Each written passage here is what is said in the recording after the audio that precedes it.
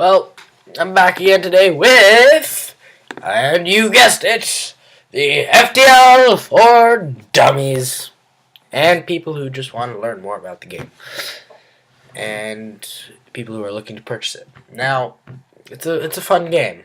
I believe when we left off, we had just gone over augmentations, weapons, races, and sort of ships. So I'm going to go into depth a bit more on that. Then you're probably all like, well, why doesn't he just play the stupid game? So after that, I will play the stupid game. And we will go over some of the basics there. But so we went over weapons, Artemis missile. But I don't think we really went over. So right now we're going to go over storyline and what good do the weapons do? And what the heck do I mean when I say these guys have 100 health? And then we'll also go over some of the systems and what they do. So starting out, I think we'll use this ship as our example right now. Well, I think he may be pretty easy to guess, but these guys have 100 health. If they run out of health, they die, and you lose them for the rest of the game. So, you don't want them to run out of health. It's a bad thing to happen. Bad, bad, bad. And,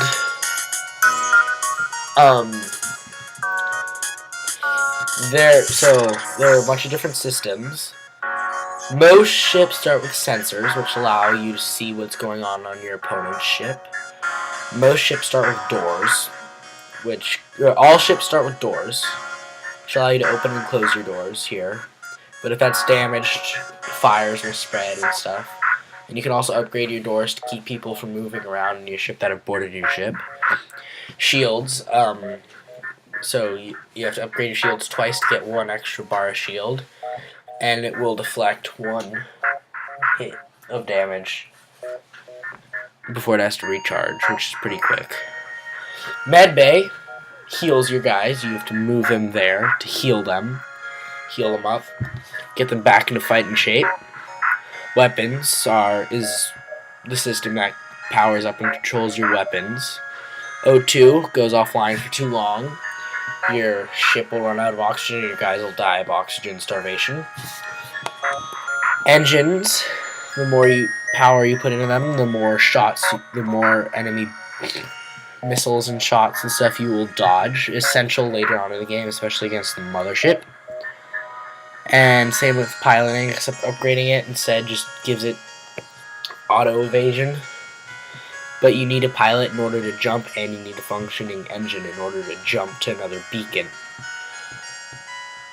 Alright, here we go. Let's see other systems. Yes. Cloak. Cloak, you activate it, and at level 1, you stay cloaked for 5 seconds. At level 2, you stay cloaked for 10. At level 3, you stay cloaked for 15 seconds. It has a 5-second cooldown, I believe. And this ship does not have shields, which makes it special. What else? Mantis. Teleporter. Here. Teleporter. Oh, so Type A, no sensors. Type A Mantis Cruiser, no sensors. Type B, though. So Teleporter, allows you to teleport people on to the enemy ship. And there's also some blue vents, light blue vents that we will discuss later on, but that is that right now. You use that to teleport, and what teleporters guy will do, they'll fight, they'll try to killing off your enemy crew, and if no enemy crew is keeping them from attacking the system that they're in the room with, they will attack that system, dealing damage to it, eventually destroying it. And drones, which allow you to have drones. Different drones do different things. For example, there's defense drones Mark 1 and Mark 2, which shoot down incoming missiles, asteroids, and sometimes lasers for Mark 2. Boarding drone.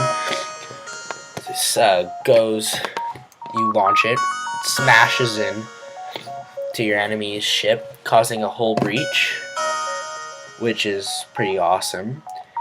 And causing a hull breach, and then it slugs it out with your other guy, with your enemies.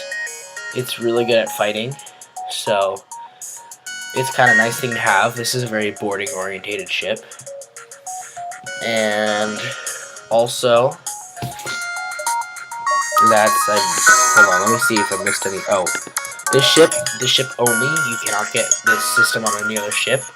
Has an artillery beam, which I believe I mentioned earlier. But it's a beam weapon that slices randomly across your enemy's ship. Deals 1 damage per thing, but penetrates all shields. And then I also have Type B, which isn't as good in my opinion.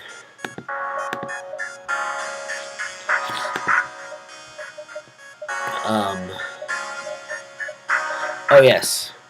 So unlocking ships, to unlock any ship except for Kestrel Type A, which you start with, there's usually a quest, and the only other ship they can unlock without there being a real event is NG Cruiser Type A, in which you just need to get to Sector 5 to unlock.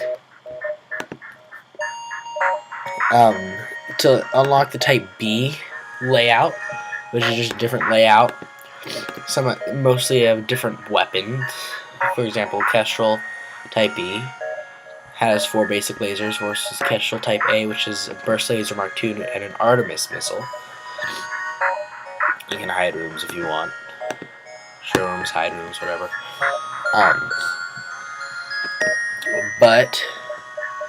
So you get the different layouts.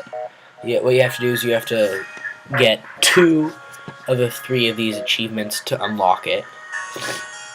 So, for example, this ship, Zoltan Cruiser, I've only gotten 1, which is destroy a ship before it gets through your Zoltan shield.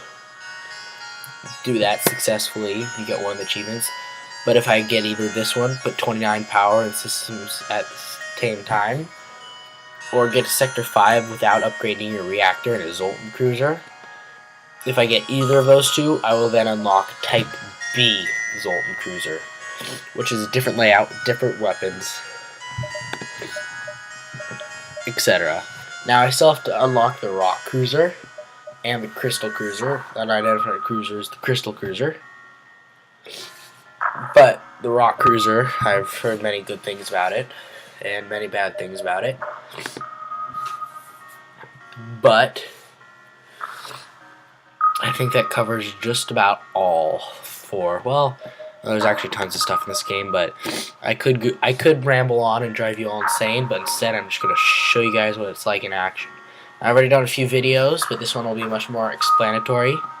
So I'll use the default basic ship that all of you who are just buying the game start with. You're going to want to start on easy, obviously. And here we go. Starting out. So to move you guys, you right click on them, and then where you want them to go, you left click on them. Sorry, I'm using a keypad, so it's a bit different. But you right click on them. No, you left click on them to select them, and then you right click on them to move, and you'll see a little green dot will show up where they're going. And you want to deploy your guys. It's actually sitting there. But you deploy your guys so that they man various systems. Power up your weapons. You click on them. Left click on them each. Now you can upgrade your ship in this menu, which you get to by clicking on ship. You can only do it if your ship's not in danger in any way. And you upgrade your shields. It says here how it affects you over here. Over to your right, you will see that it tells you what happens, and if I upgrade it twice or 50 scrap, I'll get 2 bars of shields up here, which will deflect. Here it says right here, power your shields. Every shield bar can block 1 incoming shot. Upgrading increases bar count. Their engines dodge. You're more likely to dodge incoming missiles and stuff. And your FTL drive charges faster, which I'm about to explain. O2 increases how fast your oxygen will refill. sort of useful. This you only need to upgrade if you get another like big weapon, which you need to upgrade. Here we go. Med Bay. Upgrade to increase how fast your guys will heal, which can be nice, especially with like Mantis B or A or Crystal B. Doors. Upgrade it once, which I recommend. Level 3 is just sort of a little excessive, which basically will slow down boarding enemies and will enable you to will contain fires and will just help out a bunch. If you don't upgrade it though, enemies can go throughout your ship unstoppable. Sensors, if you were to upgrade it, you could see the enemy interior, then upgrade it again. You can see where enemies have like all their power moved to, and what systems are damaged or not, and how badly they're damaged, which I'll get into soon again. And piloting, I've upgraded this once, and it wasn't very useful. But you just upgrade it once, and if there's no pilot, you get 1/4 of the evade that you would get if, like, there was a pilot, which I will get into evade right now. So up here, you'll notice there's evade right here, which that means 10% of all the shots that are shot at my ship will miss. So 1 out of every 10. Oxygen, just how much oxygen's in my ship.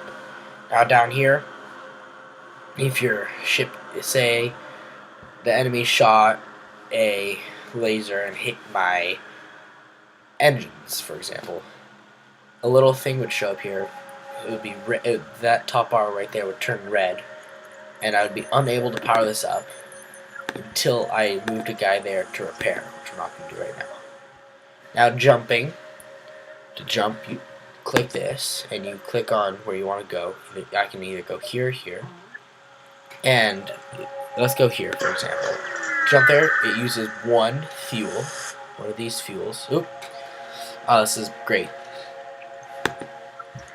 It uses one fuel right here. Hold on. It uses one fuel each time you jump. Now, most battles result in you getting some fuel. And Artemis missile, so this will pierce all shields, and it does 2 damage and fires 1 missile and consumes 1 missile, so I can only do it 8 times before I run out. So I'm just going to use the burst laser Mark II. I'm going to target the piloting so that they cannot dodge my bullets. And as you can see, hold on, this has to charge up all the way. Then you'll see the weapon right here. It'll shoot. I believe it'll shoot 3 shots. And so what just happened was they shot my sensors. They did 1 damage to my hull. I have 30 hull. If it all goes right now, I have 29, but you have a total of 30 hull. If it all goes away, your ship blows up, which is bad. And we're going to send you there to repair. So when you repair something, as you can see right here, it'll have the little red thing.